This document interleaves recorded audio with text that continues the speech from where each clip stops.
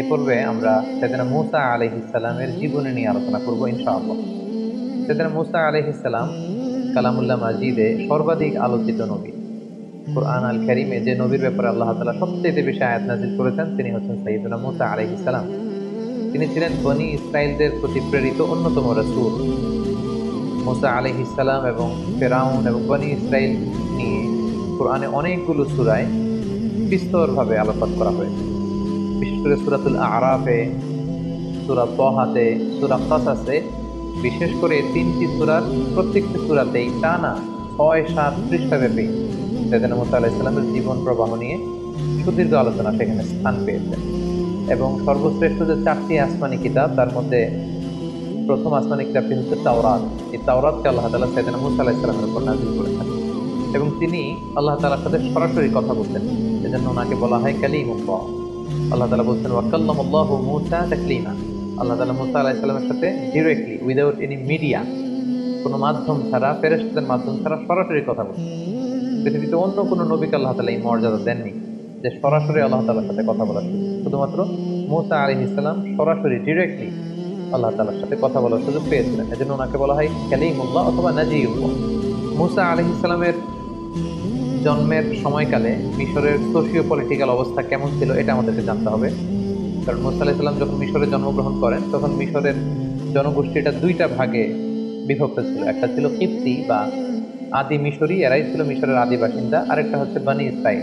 বনী ইসরাইলরা মূলত মিশরে এসেছিল সাইয়েদনা ইউসুফ আলাইহিস সালামের সময়কালে, যখন তিনি তার পিতা ইয়াকুব আলাইহিস সালামকে মিশরে আগমন করার জন্য আমন্ত্রণ জানিয়েছিলেন। ইয়াকুব আলাইহিস সালাম ওনার ১০ ছেলেকে নিয়ে যখন মিশরে আগমন করেন, ঠিক সেই সময়টাতে বনী ইসরাইলের সর্বপ্রথম মিশরে অ্যারাইভাল হয় এবং সেই সময়কাল থেকে সাইয়েদনা মূসা আলাইহিস সালাম পর্যন্ত মিশরে বেসিকলি দুইটা গোষ্ঠীতে বিভক্ত ছিল মিশরের জনগণ।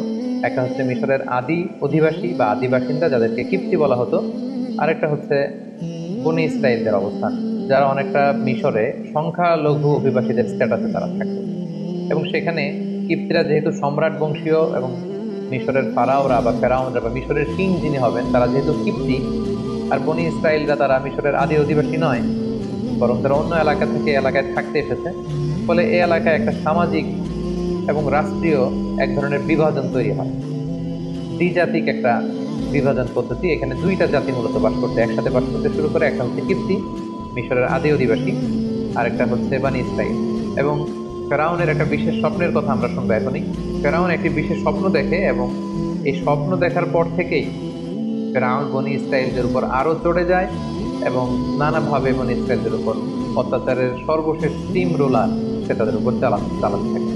ফেরাউনের সে স্বপ্নটি ছিল, ফেরাউন একটি স্বপ্নে দেখে যে বাইতুল মুকাদ্দাস থেকে একটা বিশাল আগুনের কুণ্ডলী এসে মিশরের রাজাদের যে রাজপ্রাসাদ, ফেরাউনের রাজপ্রাসাদ, এগুলোকে জ্বালিয়ে দিচ্ছে এবং মিশরের যে আদি অধিবাসী কিপ্তি তাদের ঘরগুলোকে জ্বালিয়ে দিচ্ছে। কিন্তু বাইতুল মুকাদ্দাস থেকে আসা সেই আগুনের কুণ্ডলী কোনো বনী ইসরাইলের ঘরেও যাচ্ছে না, বনী ইসরাইলদেরকে জ্বালাচ্ছে না। এই স্বপ্ন দেখে সে তো ঘুম থেকে জেগে উঠল।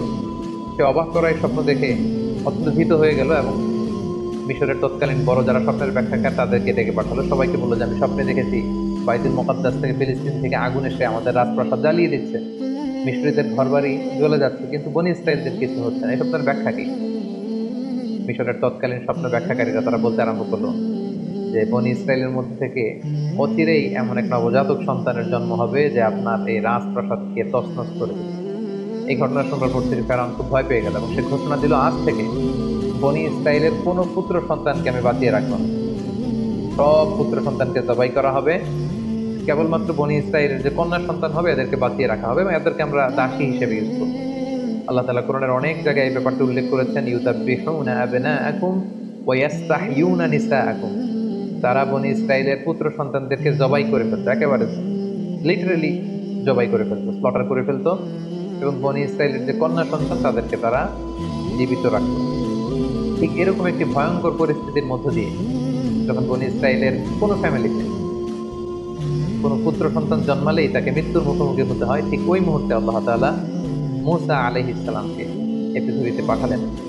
এবং এমনভাবে মূসা আলাইহিস সালামের মা ওনাকে পেটে ধারণ করেছেন যে আশেপাশের মানুষরা বুঝতে পারেনি, তিনি লুকিয়ে রেখেছিলেন এবং আল্লাহ তাআলার পক্ষ থেকে তার কাছে ওহী প্রেরণ করা হয়েছিল যে ব্যাপারে আল্লাহ তাআলা সূরাতুল কসাসের মধ্যে বলছেন, ওয়া আওহাইনা ইলা উম্মি মূসা আন আরদিঈহি ফাইযা খিফতি আলাইহি ফাআলকীহি ফিল ইয়াম্মি ওয়ালা তাখাফি ওয়ালা তাহজানি। আল্লাহ তাআলা সাইয়েদনা মূসা আলাইহিস সালামের মাকে প্রত্যাদেশ করলেন যে, হে মূসার মা, অর্থাৎ মূসা আলাইহিস সালামের মায়ের হৃদয়ের ভেতরে আল্লাহ তাআলা এমন কিছু ঢেলে দিলেন যাতে করে তিনি বুঝতে পারলেন যে যখনই মূসা জন্মগ্রহণ করবে তাকে আমার সাথে রাখা যাবে না। আল্লাহ তাআলা বললেন, ফাআলকীহি ফিল ইয়াম্মি ওয়ালা তাখাফি ওয়ালা তাহজানি। হে মূসার মা, তুমি সিন্ধুকের মধ্যে মূসাকে ঢুকিয়ে তাকে নীল নদে নিক্ষেপ করে দাও, আর ভয় পেও না তুমি। ইন্না রাদ্দুহু ইলাইকি, আমি অচিরেই আমার বিশেষ কৌশলে মূসাকে, অর্থাৎ তোমার নবজাতক সন্তানকে তোমার কোলেই আমি ফিরিয়ে দিব। সুবহানাল্লাহ। এবং তাকে আমি রসুল বানাবো। ব্যাপারটি কেমন ছিল? তিনি কাঠ দিয়ে সিন্দুক বানালেন, মূসা আলাইহিস সালামকে ভাসিয়ে দিলেন এবং মূসা আলাইহিস সালামের বোনকে তার মা বললেন যে, তুমি নীল নদের পাশ দিয়ে হেঁটে যেতে থাকো এবং দেখো যে এই সিন্দুকটা কোথায় যায়। এই সিন্দুক যে ফেরাউনের বাড়ির যে নীল নদের ঘাট, সেখানে যে ভিড়ল, সেখানকার দাসদাসীরা সেটা পেয়ে বের করে ফেরাউনের স্ত্রী আসিয়া বিনতে মুজাহিমের হাতে দিল এবং আসিয়া খুলে দেখে যে ফুটফুটে একটা নবজাতক পুত্র সন্তান। এবং মূসা আলাইহিস সালামের চেহারায় ছোটবেলা থেকে আল্লাহ তাআলা এমন মায়া ঢেলে দিয়েছিলেন, তিনি বলছেন, ওয়া আলকাইতু আলাইকা মাহাব্বাতাম মিন্নি, হে মূসা, আমি আমার পক্ষ থেকে তোমার মধ্যে অনেক মহব্বত ঢেলে দিয়েছি, যেই তোমাকে দেখে সে পছন্দ করে ফেলে। তো আসিয়া বিনতে মুজাহিম যখন মূসা আলাইহিস সালামকে দেখলেন, ছোট্ট মূসা, তার চেহারার মধ্যে নূর ভাসছিল, আলোতে উদ্ভাসিত ছিল, তিনি পছন্দ করে ফেললেন। তো ফেরাউনকে বললেন যে, আমাদের যেহেতু সন্তান নেই, আমরা এটাকে লালন পালন করবো। ফেরাউনও না করতে পারলেন না স্ত্রীর অনুরোধে। কিন্তু সমস্যা দেখা দিল তখন, যখন এই নবজাতক সন্তান কাঁদতে শুরু করলো ক্ষুধায়। এই বাচ্চাকে কে দুধ খাওয়াবে? আসিয়ার তো তখন দুধ খাওয়ানোর সুযোগ নেই। তখন ধাত্রী নিয়ে আসা হলো যে দুধ খাওয়াবে, কিন্তু মূসা আলাইহিস সালাম কোনো ধাত্রীর স্তন টাচ করছিলেন। যত মহিলাকে আনানো হয় রাজপ্রাসাদে দুধ খাওয়ানোর জন্য, তিনি কারো কাছ থেকে দুধ খাচ্ছেন না। দূর থেকে কিন্তু মূসা আলাইহিস সালামের বোন দূর থেকে পুরো ঘটনাটি পর্যবেক্ষণ করছিল। এই পরিস্থিতি দেখে সে রাজপ্রাসাদে যেয়ে বলল যে, আমার সন্ধানে এমন একজন ধাত্রী আছে, এই শিশু নিশ্চয়ই সে ধাত্রীর স্তন থেকে দুধ পান করবে। এবং এই কথা বলে মূসা আলাইহিস সালামের বোন তার মাকে ডেকে নিয়ে আসলো। এবং ঠিকই মূসা আলাইহিস সালামের মা যখন মূসা আলাইহিস সালামকে কোলে নিলেন, সাথে সাথে শিশু মূসা তিনি হাসতে আরম্ভ করলেন এবং মায়ের স্তন থেকে দুধ খেতে আরম্ভ করলেন। কিন্তু ফেরাউন, আসিয়া সহকারে রাজপ্রাসাদের কেউই টের পেল না যে এটিই হচ্ছে এই নবজাতক সন্তানের প্রকৃত মাতা। আল্লাহ তাআলা বললেন, ওয়া হাররামনা আলাইহিল মারাদিআ মিন ক্বাবলু ফাকালাত হাল আদুল্লুকুম আলা আহলি বাইতিন ইয়াকুলুনাহু লাকুম ওয়া হুম লাহু নাসিহুন। পুরো বিষয়টি আল্লাহ তুলে ধরলেন এবং আল্লাহ তাআলা বললেন, ফারাদাদনাহু ইলা উম্মিহি কাই তাফাররা আইনুহা ওয়া লা তাহজান। আমি কৌশল করে মূসাকে তার মায়ের কোলে ফিরিয়ে দিলাম, যাতে তার মায়ের মনে আর দুশ্চিন্তা না হয়, তার মায়ের হৃদয়টা যেন ঠান্ডা হয়, চক্ষু যেন শীতল হয়, এই ব্যবস্থা আমি আল্লাহ তাআলা করে দিলাম। এটা বেসিক্যালি ছিল মূসা আলাইহিস সালামের প্রতি আল্লাহ তাআলার বিশেষ একটি নিয়ামত। এভাবে আল্লাহ তাআলার বিশেষ কৌশলে, আল্লাহ তাআলার বিশেষ প্ল্যানের অংশ হিসেবে ফেরাউনের শত্রু, ফেরাউনের নিজ রাজপ্রাসাদে রাজকীয় সম্মানে বড় হতে লাগলো। সেদিন মূসা আলাইহিস সালাম শৈশব পেরিয়ে কৈশোরে পদার্পণ করলেন, কৈশোর শেষে তিনি যৌবনে পদার্পণ করলেন এবং জীবনের প্রায় 30টি বছর তিনি ফেরাউনের রাজপ্রাসাদে থেকে তিনি বড় হলেন। মূসা আলাইহিস সালামের শৈশবকালের পর থেকে সুইচ করে আল্লাহ তাআলা ওনার যৌবনকালের একটি ঘটনা তিনি উল্লেখ করেছিলেন। তিনি রাস্তা দিয়ে একবার হাঁটছিলেন, হঠাৎ দেখলেন যে দুইজন লোক ঝগড়া করছে। ওয়াজাদা ফিহা রাজুলাইনি ইয়াকতাতিলান, একজন মিশরীয়, একজন বনী ইসরাঈল। এখানে বেসিক্যালি অপরাধী ছিল, ঝগড়ার মধ্যে দুইজনের মধ্যে অপরাধী লোক ছিল হচ্ছে মিশরী লোকটি, আর বনী ইসরাঈলের লোকটি ছিল মাজলুম, নিরপরাধী। মূসা আলাইহিস সালাম দেখলেন, তাই তো এই লোকটা তো অপরাধ করছে। উনি যে থামতে বললেন, তারা থামছে না। সেদিন মূসা আলাইহিস সালাম আঘাত করলেন, একটা থাপ্পড় মারলেন মিশরীর গালে। তো তিনি আঘাত করেছিলেন লোকটাকে থামানোর জন্য, কিন্তু সেদিন মূসা আলাইহিস সালামের হাতে আল্লাহ তাআলা এত শক্তি দিয়েছেন যে ওই থাপ্পড় খেয়েই মুহূর্তের মধ্যে ওই মিশরী ওই জায়গাতে মৃত্যুবরণ করে। সেদিন মূসা আলাইহিস সালাম ভয় পেয়ে গেলেন। দূর থেকে এক লোক এসে বলল যে, হে মূসা, তুমি তাড়াতাড়ি পালাও। ওয়াজাআ রাজুলুম মিন আকসাল মাদিনাতি ইয়াসআ ক্বালা ইয়া মূসা ইন্নাল মালাআ ইয়াতামিরুনা বিক লিয়াকতুলুকা ফাখরুজ ইন্নী লাকা মিনান নাসিহিন। সে এসে বলল, হে মূসা, তুমি পালাও, তোমাকে হত্যার জন্য ফেরাউনের আশেপাশের লোকজন, সভাসদবর্গ তারা প্ল্যান করছে, তুমি বাঁচতে চাইলে এলাকা থেকে পালিয়ে যাও। সেদিন মূসা আলাইহিস সালাম এখান থেকে চলে গেলেন। এবং মিশর ছেড়ে তিনি যেতে যেতে মাদিয়ান সীমান্তে চলে আসলেন। মাদিয়ানের কথা আমরা শোয়েব আলাইহিস সালামের ঘটনার সময় পড়েছি, যেটা অ্যারাবিয়ান পেনিনসুলার একেবারে উত্তর পশ্চিম এলাকাতে অবস্থিত, অর্থাৎ দ্য গালফ অফ আকাবা, আকাবা উপসাগর এবং লোহিত সাগরের তীর ঘেঁষে একটি শহর। তিনি মিশর ছেড়ে প্রাণে বাঁচবার জন্য দৌড়াতে দৌড়াতে মিশর ছেড়ে মাদিয়ান এলাকাতে তিনি ঢুকে গেলেন এবং ঢুকে দেখলেন সেখানে দুজন যুবতী মেয়ে বসে আছে। তিনি তাদের কাছে যেয়ে বললেন, কলা মা খাতুবুকুমা, তোমরা বসে আছো কেন এখানে? তারা বলল, আমরা একজন বৃদ্ধ মানুষের দুজন কন্যা, আমরা ছাগলকে পানি পান করাতে এসেছি, কিন্তু এলাকার লোকেরা তারা ভিড় করতে পানি পান করাচ্ছে, ফলে আমরা তাদেরকে ভিড় ঠেলে যে আমাদের ছাগলগুলোকে যে পানি পান করবো আমাদের সামর্থ্য নেই। সেদিন মুসা আলাইহিস সালাম নিজে দায়িত্ব নিয়ে এই দুজন যুবতী মেয়ের সাথে যে ছাগলগুলো ছিল এগুলোকে পানি পান করিয়ে দিলেন এবং তিনি আল্লাহ তাআলার কাছে দোয়া করতে লাগলেন যে, আল্লাহ, কোন এলাকাতে আমি আসলাম, এখানে কোথায় যাবো, আমার ঘর নেই, আমার বাড়ি নেই, আমাকে আশ্রয় দেওয়ার কেউ নেই। তিনি যখন আল্লাহ তাআলার কাছে কায়মন বাক্যে দোয়া করছিলেন, এই দুইজন যুবতী যে বাড়িতে তাদের পিতার কাছে সব কিছু খুলে বললেন। কোনো কোনো মুফাসসিরিন ইকরাম বলেছেন যে উনিই হচ্ছেন শুআয়ব আলাইহিস সালাম, কেউ কেউ বলেছেন না, তিনি শুআয়ব আলাইহিস সালাম নন, তিনি ছিলেন আল্লাহ তাআলার একজন প্রিয় বান্দা। এবং তারা যখন এই কথা বলল, ওই বৃদ্ধ লোকটি বললেন, তাহলে সেই যুবককে ডেকে আনো, তাকে তো ধন্যবাদ দেওয়া দরকার। তাদের একজন মেয়ে সেদিন মুসা আলাইহিস সালামের কাছে যেয়ে বললেন, আমাদের পিতা আপনাকে ডেকে পাঠিয়েছে, চলুন। সেদিন মুসা আলাইহিস সালাম গেলেন এবং যাওয়ার পরে সেই ব্যক্তিটি সেদিন মুসা আলাইহিস সালামকে ধন্যবাদ দিলেন এবং বললেন, তোমার ঘটনাটি আমাকে খুলে বলো, তাহলে আমি তোমাকে কিছু উপদেশ দিতে পারি। সেদিন মুসা আলাইহিস সালাম পুরো ব্যাপারটি খুলে বললেন যে, এমন এমন ঘটনা, আমি জালেমদের কবল থেকে পালিয়ে এসেছি। তিনি বললেন যে, নাজাউতা মিনাল কওমিজ যালিমিন, তুমি তো বেঁচে এসেছো। তো মুসা আলাইহিস সালাম খুব শক্তিশালী ছিলেন এবং এই বৃদ্ধ লোকের কন্যাদের সাথে যখন কথা বলছিলেন, তিনি তাদের চেহারার দিকে না তাকিয়ে নিচের দিকে তাকিয়েছিলেন। এগুলো যখন মেয়েগুলো তাদের বাবাকে বলছিল, হঠাৎ করে একটা মেয়ে বললো যে, ইয়া আবা তিস্তাজির, বাবা, আমাদের তো একজন কাজের লোকের দরকার, আমরা মেয়ে হয়ে কিভাবে ছাগলগুলো নিয়ে পানি পান করাবো? আপনি একটা কাজ করেন, এই যুবককে আমাদের ঘরের বিভিন্ন কাজ করবার জন্য, ছাগলগুলোকে দেখভাল করার জন্য তাকে রেখে দেন, টাকার বিনিময়ে, অর্থের বিনিময়ে রেখে দেন। ইন্না খায়রা মান ইস্তাজারতাল কবিয়ুল আমিন, হে বাবা, এমন লোককে আমাদের ঘরের অ্যাসিস্ট্যান্ট হিসেবে রাখা দরকার যে শক্তিশালী এবং নিরাপদ, বিশ্বস্ত। এবং এই ভিনদেশী যুবকের মধ্যে আমরা দুই বোন, এই দুটো বোনই পেয়ে, একে তো সে শক্তিশালী, সে সবাইকে ঠেলে আমাদের ছাগলগুলোকে পানি পান করিয়ে দিতে পেরেছে, এবং সে বিশ্বস্ত, সে আমাদের অনেক সম্মান করেছে, রেসপেক্ট করেছে, এবং সে আমাদের দিকে চোখ তুলে তাকায়। তখন বৃদ্ধ লোকটি সেদিন মুসা আলাইহিস সালামকে প্রপোজাল দিলেন। কালামুল্লাহ মাজিদের সূরাতুল কসাসে আল্লাহ তাআলা বিস্তারিত এগুলো বর্ণনা করেছেন, আমি শুধু ঘটনা প্রবাহটি এখানে স্টেপ বাই স্টেপ শেয়ার করছি। বৃদ্ধ লোকটি সরাসরি মুসা আলাইহিস সালামকে প্রস্তাব করলেন যে, মুসা, তুমি যদি টানা 8 বছর আমার এখানে বাসায় কাজ করো, আমার ছাগলগুলোকে দেখাশোনা করো, তাহলে আমার একটি কন্যাকে তোমার সাথে আমি বিবাহ দিব। আর তুমি যদি 10 বছর পূর্ণ করো, এটা তোমার ইখতিয়ার, এটা আরো ভালো হয়, 8 কিংবা 10। সাইয়েদনা মুসা আলাইহিস সালাম রাজি হলেন। এই লম্বা 8টি বছর বা 10টি বছর সাইয়েদনা মুসা আলাইহিস সালাম নিজ এলাকা ছেড়ে, নিজ জন্মভূমি মিশর ছেড়ে তিনি মাদিয়ানে কাটালেন। আসলে শুধুমাত্র মুসা আলাইহিস সালামের জীবনেই যে এই সংগ্রাম এসেছিল এমনটি নয়, বরং আল্লাহ তাআলা প্রেরিত প্রতিটি নবীর জীবনই ছিল কিন্তু এরকম সংগ্রামে পরিপূর্ণ। তাদের প্রত্যেকেই তারা মরুভূমিতে মেষ চড়িয়েছেন, অনেককে তাদের এলাকা ত্যাগ করতে হয়েছিল, হিজরত করতে হয়েছে, বাতিলের বিরুদ্ধে, তাগুতের বিরুদ্ধে লড়াই করতে হয়েছে, এবং নানা সময় তারা স্বজাতির লোকজন বা নিজের উম্মতের বিরোধিতার সম্মুখীন হয়েছে। সেদিন মুসা আলাইহিস সালাম প্রায় 10টি বছর মাদিয়ানে সময় কাটালেন। সেই বৃদ্ধ লোকের একটি কন্যার সাথে বিবাহ বন্ধনে আবদ্ধ হলেন। কোনো কোনো বর্ণনা মতে তার 2জন সন্তান হয়েছিল, এবং তৃতীয় সন্তান যখন তার স্ত্রীর পেটে, তখন তিনি সেই বৃদ্ধের কাছ থেকে, অর্থাৎ ওনার শ্বশুরের কাছ থেকে, যেটা কোনো কোনো বর্ণনা মতে শুআয়ব আলাইহিস সালাম ছিলেন, ওনার কাছ থেকে বিদায় নিয়ে এবার তিনি নিজ জন্মভূমি মিশরে ফিরে যাবেন।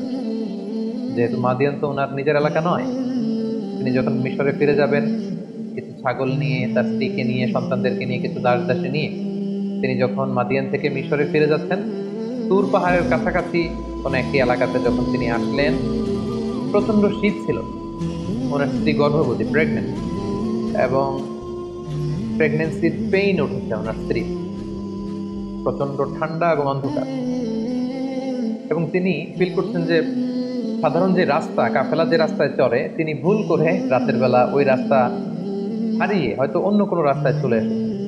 হঠাৎ তিনি খেয়াল করলেন দূরে আগুন দেখা যায়, فقال لأهلهم كثوا إني آنست نارا لعلي آتيكم منها بقبس أو أجد على النار هدى। তিনি বললেন যে আমার মনে হয় আমরা রাস্তা হারিয়ে ফেলেছি, আর প্রচন্ড ঠান্ডা, একটা কাজ করো, তোমরা সবাই এইখানে কাফেলাকে থামাও, স্টপ, এখানে বসো, বিশ্রাম নাও। ওই যে দূরে আগুন দেখা যায়, আমার মনে হয় কেউ আগুন পোহাচ্ছে অথবা ওইখানে কোনো একটা কাফেলা আছে। আমি যাই, ওখান থেকে লাকড়ি দিয়ে আগুন নিয়ে আসি এবং রাস্তাটা ঠিক আছে কিনা এটা একটু ক্রস চেক করে আসি, জিজ্ঞেস করে আসি। সেদিন মুসা আলাইহিস সালাম ওখানে গেলেন, কিন্তু যে অবাক হলেন, দেখলেন যে একটা গাছের ভেতর থেকে আগুন জ্বলছে, কিন্তু গাছের পাতা জ্বলে না, ডালপালা জ্বলে না, কিছুই জ্বলে না, দাউ দাউ করে আগুন জ্বলছে। কিন্তু সেই আগুনটা পৃথিবীর অন্যান্য আগুনের মতো না, একটু ভিন্ন ধরনের একটা আগুনের মতো, এবং আগুনের ভেতর থেকে একটা সাউন্ড আসছে। তিনি প্রথমে ভেবেছিলেন মানুষরা বসে হয়তো আগুন পোহাচ্ছে, কিন্তু যে দেখেন কোনো মানুষ নেই, অদ্ভুত কাণ্ড, গাছের ভেতরে আগুন জ্বলছে। হঠাৎ সেখান থেকে একটা আওয়াজ আসে, আওয়াজটা হচ্ছে ইন্নী আনা রব্বুক, মানে আমি তোমার প্রভু, আই এম ইউর লর্ড। ফাখলানা আলাইক, মুসা তোমার জুতা খোলো, শুজ অফ। ইন্নাকা বিল ওয়াদিল মুকাদ্দাসি তুয়া, হে মুসা তুমি একটা পবিত্র উপত্যকায়, ভ্যালিতে এসেছো যেটার নাম হচ্ছে তুয়া। ওয়া আনা আখতারতুকা ফাসতামি' লিমা ইউহা, আর আমি তোমাকে নবী হিসেবে অ্যাসাইন করলাম জাস্ট নাও, এখন থেকে তুমি নবী। এখন আমি তোমাকে কিছু প্রত্যাদেশ দিব, আমি কি বলছি মনোযোগ দিয়ে শোনো। প্রথম যে আল্লাহ প্রত্যাদেশ দিলেন সেটা হচ্ছে ইন্নানি আনাল্লাহ লা ইলাহা ইল্লা আনা ফা'বুদনি, অর্থাৎ হে মুসা আমি হচ্ছি আল্লাহ, আমি ছাড়া কোনো ইলাহ নেই, আমার ইবাদত করো। তাহলে প্রথম প্রত্যাদেশ হচ্ছে এক আল্লাহর ইবাদত করা, তাওহীদের বাণী। দুই নম্বর প্রত্যাদেশ হচ্ছে ওয়া আকিমিস সালাতা লিযিকরি, হে মুসা আমার স্মরণে সালাত কায়েম করো। এরপরে আল্লাহ তাআলা আখিরাতের কথা বললেন যে ইন্নাস সাআতা আতিয়াতুন আকাদু উখফিহা লিতুজজা কুল্লু নাফসিন বিমা তাসআ, আর কিয়ামত হবেই হবে। আখিরাত বলে একটা কথা আছে, এই দুনিয়াতে যে মানুষ যারাই যা করেছে তার প্রতিটি কাজের প্রতিদান তারা সেদিন পাবে। তাহলে তিনি তাওহীদের কথা বললেন, একত্ববাদের কথা বললেন, তিনি ইবাদতের পদ্ধতি বাতলে দিলেন, এবং আখিরাত বলে যে একটা কথা আছে, তার কনসেপ্ট অফ আখিরা, এগুলো বলে তিনি বললেন যে যাও মুসা তুমি যে দাওয়াত দাও। মুসা আলাইহিস সালাম ভয় পেয়ে গেলেন, তিনি ভাবলেন যে আমি কি এখন এগুলো নিয়ে দাওয়াত দিতে পারবো? আল্লাহ তাআলা সাইয়েদনা মুসা আলাইহিস সালামকে শুধু মেসেজ দিয়ে ছেড়ে দেন যে যাও তুমি নবী, এই কথাগুলো পৌঁছে দাও না। আল্লাহ তাআলা আমরা জানি যে নবীদেরকে মুআজিজা দিয়ে থাকেন। এবার আল্লাহ তাআলা সাইয়েদনা মুসা আলাইহিস সালামকে দুইটা মুআজিজা দিবেন। আল্লাহ তাআলা জিজ্ঞেস করলেন ওমা তিলকা বিয়ামিনিকা ইয়া মুসা, মুসা তোমার ডান হাতে কি? ক্বালা হিয়া আসায়া, তিনি বললেন এটা লাঠি, এটা দিয়ে আমি অনেক কাজ করি। আল্লাহ বললেন লাঠিটা ফেলো তো। মুসা আলাইহিস সালাম লাঠিটা ফেললেন, মুহূর্তের মধ্যে ফাইযা হিয়া হাইয়াতুন তাসআ, এটা একটা সাপ হয়ে গেল। মুসা আলাইহিস সালাম ভয় পেয়ে গেলেন। আল্লাহ বললেন খুযহা ওয়ালা তাখাফ, মুসা ভয় পেও না, সানুঈদুহা সিরাতাহাল উলা, এটা তুমি ধরার সাথে সাথেই আগের মতো করে লাঠি হয়ে যাবে। তিনি ধরলেন এবং দেখতে পেলেন মুহূর্তের মধ্যে সেটা লাঠি হয়ে গেছে। সুবহানাল্লাহ, এটা ছিল এক নম্বর মুআজিজা। দুই নম্বর মুআজিজা হচ্ছে আল্লাহ বললেন যে ওয়াদমুম ইয়াদাকা ইলা জানাহিকা তাখরুজ বাইদা মিন গায়রি সু, হে মুসা তোমার বগলের ভেতর থেকে বা পকেট থেকে তোমার হাতটাকে এরকম বের করো, দেখবে যে তোমার হাতের মধ্যে জ্বলজ্বলে আভা। সেদিন মুসা আলাইহিস সালাম আল্লাহ তাআলার আদেশের সাথে সাথে হাতটা এরকম বের করলেন, বের করার সাথে সাথে তিনি দেখতে পেলেন যে হাতের ভেতর থেকে জ্বলজ্বলে আলোকচ্ছটা বেরোচ্ছে। আল্লাহ বলেন যাও, এই দুইটা জিনিস দিলাম, লাঠি ফেললে সাপ হয়ে যাবে, হাত দেখালে এখান থেকে ফোকাস যাবে, নূর, আলো যাবে, এই দুটা দিয়ে তুমি তোমার নবুয়তের প্রমাণ দেবে। ইযহাব, যাও মুসা, ইলা ফিরআউনা ইন্নাহু তাগা, ফিরআউনের কাছে যাও, ফিরআউন তো অবাধ্য হয়েছে, তাকে যে দিনের দাওয়াত দাও। আল্লাহ তাআলা যখন আদেশ করলেন যে মুসা তুমি ফিরআউনের কাছে যাও, এই দাওয়াতগুলো পৌঁছে দাও, তিনি বললেন যে আল্লাহ আমার মুখের জড়তার কারণে আমি সুস্পষ্ট ভাষায় কথাগুলো পৌঁছাতে পারেন, আমার ভাই হারুনকে আপনি নবী বানিয়েছেন। আল্লাহ তাআলা কবুল করলেন, হারুন আলাইহিস সালামকেও তিনি নবুয়ত দান করলেন। এবার দুই ভাইকে একসাথে অর্ডার করলেন যে ইযহাবা ইলা ফিরআউনা ইন্নাহু তাগা। এতক্ষণ বলেছিলেন মুসা যাও, এখন বললেন যে দুইজন যাও, মুসাও যাও হারুনও যাও, অবাধ্য ফিরআউনকে দাওয়াত দাও। তবে মনে রেখো ফাকুলা লাহু কওলান লাইয়িনান লাআল্লাহু ইয়াতাযাক্কারু আও ইয়াখশা, তোমরা দুজনে যে কোমল ভাষায়, সফট ল্যাঙ্গুয়েজে ফিরআউনকে দাওয়াত দাও, কারণ দাওয়াতের ভাষা হতে হয় সফট, কোমলতা বজায় রেখে তোমরা যে দাওয়াত দাও। সাইয়েদনা মুসা আলাইহিস সালাম আল্লাহর উপর ভরসা করে ভাই হারুনকে নিয়ে গেলেন, এবং যে তিনি ফিরআউনের কাছে একটি আহ্বান এবং একটি প্রস্তাবনা রাখলেন। আহ্বানটি ছিল যে হে ফিরআউন, আমাকে এবং আমার ভাইকে আল্লাহ তাআলা নবী বানিয়ে পাঠিয়েছেন, আমরা আল্লাহর পক্ষ থেকে রসুল হয়ে এসেছি, আমাদেরকে রসুল মানো, আর আল্লাহ তাআলাকে এক রব বা ইলাহ হিসেবে মেনো। এটা ছিল আহ্বান। আর প্রস্তাবনা ছিল তুমি যেহেতু বনি ইসরাইলের উপর অত্যাচার করছো, তুমি বনি ইসরাইলদেরকে মুক্ত করে আমাদের সাথে দিয়ে দাও। এটা কেমন যেন একটা তোর বনি ইসরায়েলের জাতিগোষ্ঠীর জন্য একটা ইমানি আন্দোলন বা স্বাধীনতা আন্দোলন, বনি ইসরায়েলদেরকে মুক্ত করার আন্দোলন। একটি আহ্বান, একটি প্রস্তাবনা। আহ্বান হচ্ছে আল্লাহকে মানো, আমাদেরকে রাসূল হিসেবে স্বীকৃতি দাও, আর যদি এটা করতে না চাও অ্যাটলিস্ট বনি ইসরায়েলদেরকে আমাদের সাথে যেতে দাও। ফেরাউনের সাথে বিশাল লম্বা কনভারসেশন হয়েছে সূরাতুশ শুআরাতে। যেহেতু শুরুতে আমরা বলেছি যে মুসা আলাইহিস সালামের ব্যাপারে এত এত আয়াত কালামুল্লাহ মাজিদে আল্লাহ তাআলা এনেছেন, যেগুলো বিস্তারিত আলোচনা একটি পর্বে করাটা খুবই দুষ্কর, সেহেতু আমরা শুধু স্টেপ বাই স্টেপ ঘটনা প্রবাহের সামান্য ইঙ্গিত করব এবং অধিকাংশ আয়াতগুলোকে স্কিপ করে সংক্ষেপে শুধু ঘটনা প্রবাহটি উল্লেখ করব। সেদিন মুসা আলাইহিস সালামের সাথে ফেরাউনের লম্বা কনভারসেশন হয়। সেখানে মুসা আলাইহিস সালাম বললেন যে আরসিল মা'ানা বানি ইসরাইল, বানি ইসরাইলকে আমাদের সাথে যেতে দাও। ফেরাউন সেটাকে প্রত্যাখ্যান করলো। সে বলল, তুমি কোন রবের কথা নিয়ে এসেছো? ওমা রব্বুল আলামিন, এই রব আবার কে? তুমি যে নবী হয়েছো তার প্রমাণ কি? সাইয়েদনা মুসা আলাইহিস সালাম বললেন যে আমি প্রমাণ নিয়ে এসেছি, এই যে দেখো। লাঠি ফেললেন, সাপ হয়ে গেল। হাত উঁচু করলেন, হাতের ভেতর থেকে আলোক উৎসটা বিচ্ছুরিত হতে লাগলো। এসব কিছু দেখেও ফেরাউন এবং তার সভাসদ বর্গ সাইয়েদনা মুসা আলাইহিস সালাম এবং হারুন আলাইহিস সালামকে নবী হিসেবে মানতে নারাজ হল। সবশেষে ফেরাউন মুসা আলাইহিস সালামের সব কথাকে, দাওয়াতকে প্রত্যাখ্যান করে বলতে আরম্ভ করলো, ফাজআল বাইনানা ওয়া বাইনাকা মাওঈদা লা নুখলিফুহু নাহনু ওয়ালা আনতা মাকানান সুয়া। মুসা, এত কিছু শোনার দরকার নেই। তুমি যদি আমার সাথে কনফ্লিক্টে জড়াতে চাও, তুমি কি মুআজিজা নিয়ে এসেছো দেখি। আমি তো এটাকে মুআজিজা মনে করি না, আমি মনে করি জাদু। দেখি আমার জাদুকরদেরকেও ডাকবো, তুমিও তোমার এই জাদু নিয়ে আসো, দেখি কে জিতে। তুমি একটা ডেট দাও, অ্যাপয়েন্টমেন্ট দাও, যেদিন আমিও আসবো তুমিও আসবে, সেদিন সবচেয়ে বড় খেলা হবে, তুমি আসো। ক্বালা মাওঈদুকুম ইয়াউমুজ যিনাতি ওয়া আন ইউহশারান নাসু দুহা। সেদিন মুসা আলাইহিস সালাম বললেন, ঠিক আছে, সামনের যে আমাদের ফেস্টিভ্যাল আছে, উৎসবের দিন, সেদিন আসো। এবং দুপুর বেলায়, যেদিন একেবারে ভেরি সানি ডে, আলোকোজ্জ্বল একটা দিন, সেদিন আমিও আসবো, তুমিও জাদুকরদের নিয়ে আসো। সেদিন মুসা আলাইহিস সালামের এই কথা শুনে ফেরাউন রাজি হলো এবং ফেরাউন মিশরের বিভিন্ন শহরে বড় বড় জাদুকরদেরকে একসাথে একত্রিত হওয়ার জন্য বললো এবং ফেরাউন তাদেরকে আশ্বস্ত করলো, যদি তোমরা মুসার উপরে তাকে হারিয়ে বিজয় লাভ করতে পারো, অনেক সম্মান তোমাদের হবে, আমার খুব কাছে চলে আসতে পারবে, অনেক উপঢৌকন, টাকা পয়সা, সম্মান, খ্যাতি সব তোমাদেরকে আমি দান করবো, কিন্তু শর্ত হচ্ছে মুসাকে হারাতে হবে। উৎসবের দিন মিশরে সব মানুষ একত্রিত হলো। ফেরাউন আসলো, সেদিন মুসা আলাইহিস সালাম আসলেন, জাদুকররা আসলো। জাদুকররা এসে বলল, ক্বালু ইয়া মুসা, হে মুসা, ইম্মা আন তুলকিয়া ওয়া ইম্মা আন নাকুনা নাহনুল মুলকিন। আপনি জাদু আগে ফেলবেন না আমরা ফেলবো? মুসা আলাইহিস সালাম বললেন, তোমরা ফেলো। তারা ফেলতে আরম্ভ করলো। তাদের কারো কারো জাদুর ফলে বাঘ তৈরি হলো, সিংহ তৈরি হলো, ভাল্লুক তৈরি হলো, হাতি তৈরি হলো। এবার মুসা আলাইহিস সালাম বললো যে আমি আমার মুআজিজাকে প্রদর্শন করবো? তারা বললো, হ্যাঁ, আপনি প্রদর্শন করুন। সেদিন মুসা আলাইহিস সালাম তখন ওনার হাতের লাঠিটা শুধু ফেললেন এবং আল্লাহু আকবার, লাঠি ফেলার সাথে সাথে হাইয়াতান তাসা, বিশাল এক সাপ হয়ে গিয়েছে। এবং এই মুআজিজা বিশিষ্ট সাপ সেই জাদুর বাঘ, ভাল্লুক, সিংহ যত কিছু ছিল সব কিছুকে খেয়ে ফেরাউনের সামনে এরকম হাঁ করে আছে। এবং এই দৃশ্য দেখে জাদুকররা তো অবাক, কারণ কোনটা জাদু এটা জাদুকররা খুব ভালো করেই জানে। তারা বুঝতে পেরেছে যে এটা আসলে জাদু নয়, এটা মুআজিজা ছাড়া অন্য কিছু নয়, এবং এই ব্যক্তি আল্লাহ তাআলার পক্ষ থেকে প্রেরিত রাসূল ছাড়া অন্য কেউ নন। ফাউলকিয়া সাহারাতু সাজিদিন, সব জাদুকররা সিজদায় লুটিয়ে পড়ল এবং তারা বলল যে আমরা ঈমান আনলাম। ফেরাউন তো রেগে গেল। ফেরাউন বলল যে আমার অনুমতি দেওয়ার আগেই তোমরা সারেন্ডার করে ফেললে, তোমাদের প্রত্যেককে আমি হত্যা করব। তোমাদের ডান হাত বাম পা, বা হাত ডান পা, এভাবে করে কাটবে।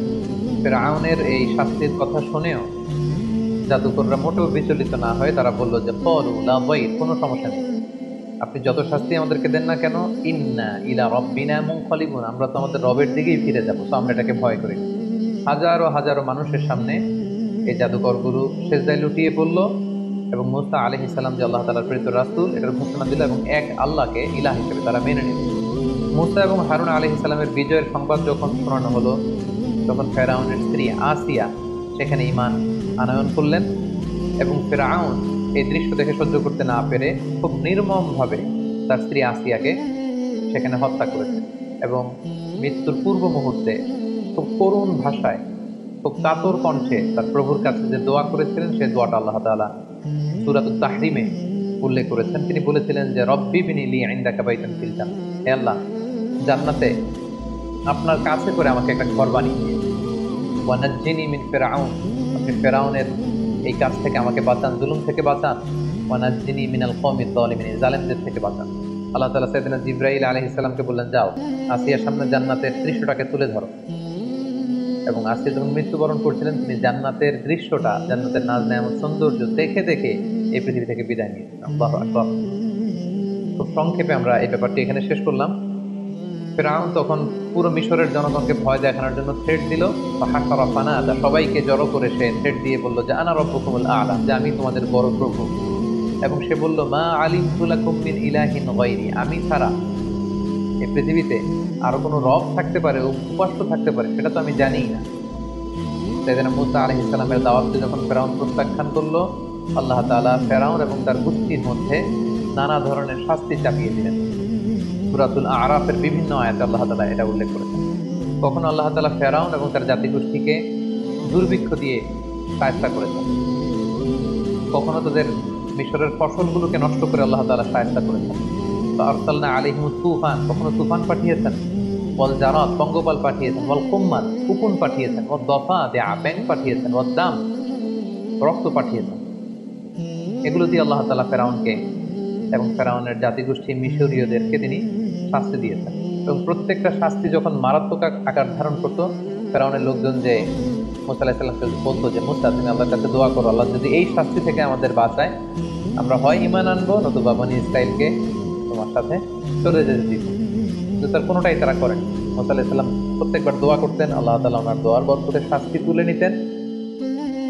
কিন্তু আবার তারা আগের মতোই অবাধ্যতা, অপচার, অনাচার, সেই রাস্তায় তারা আবার ফিরে যেত।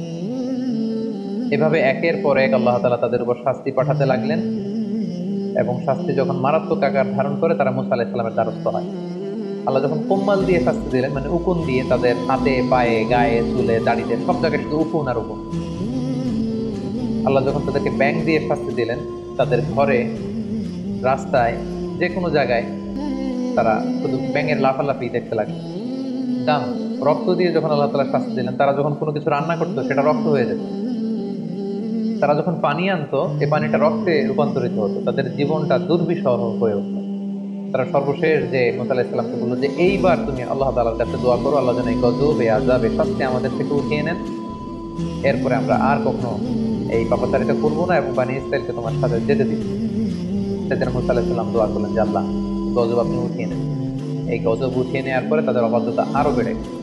আল্লাহর নবী মূসা আলাইহিস সালাম ফিরআউনকে বারবার দাওয়াত দেওয়ার পরেও ফিরআউন যখন সত্যের পথকে গ্রহণ করলো না এবং বনী ইসরাইলকে মূসা আলাইহিস সালামের সাথে যেতে দিল না, তখন আল্লাহ তাআলা সরাসরি প্রত্যাদেশ করলেন যে ফাআসরি বিইবাদি লাইলান ইন্নাকুম মুত্তাবাউন, হে মূসা আর কাল বিলম্ব করবার দরকার নেই, আজ রাতেই তুমি বনী ইসরাইলকে নিয়ে লোহিত সাগরের দিকে রওনা হয়ে যাও।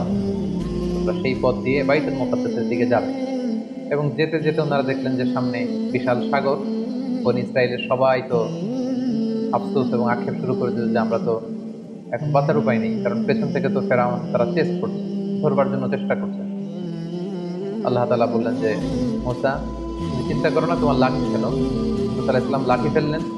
সাগরের পানিকে তিনি দ্বিখণ্ডিত করে দুই দিকে পানি পাহাড়ের মতো উঁচু হয়ে গেল এবং মাঝখান দিয়ে রাস্তা হয়ে গেল। আল্লাহ তাআলা বললেন আনিদ্রিব বিআসাকাল বাহার, লাঠি দিয়ে একটা বাড়ি মারো। ফানফালাকা, দুই ভাগ হয়ে গেল। ফাকানা কুল্লু ফিরকিন কাত্তাউদিল আযীম, পানিটা দুই ভাগ হয়ে বিশাল পাহাড়ের মতো এরকম ঠায় দাঁড়িয়ে রইল, আর মাঝখানে রাস্তা। সুবহানাল্লাহি ওয়া বিহামদিহি। বনী ইসরাইল এই দৃশ্য অবলোকন করলো মূসা আলাইহিস সালামের সাথে করে। পুরো লোহিত সাগর, রেড সি, ওনারা ক্রস করে ওই পারে চলে গেল।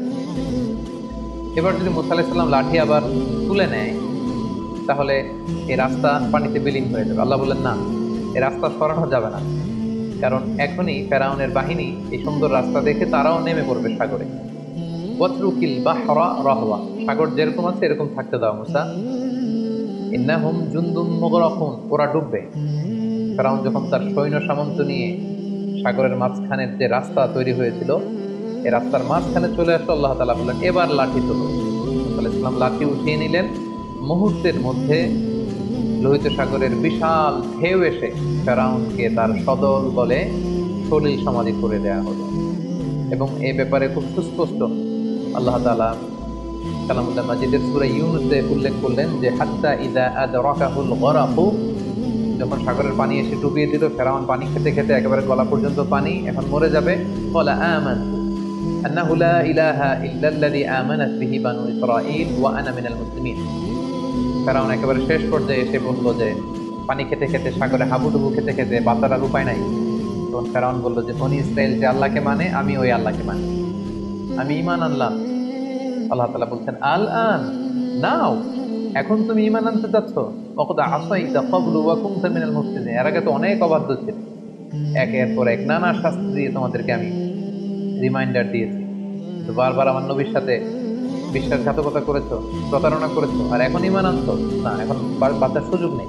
The time is up, the game is over, ফালইয়াউমা নুনাজ্জিকা বিবাদানিকা লিতাকুনা লিমান খালফাকা আয়া।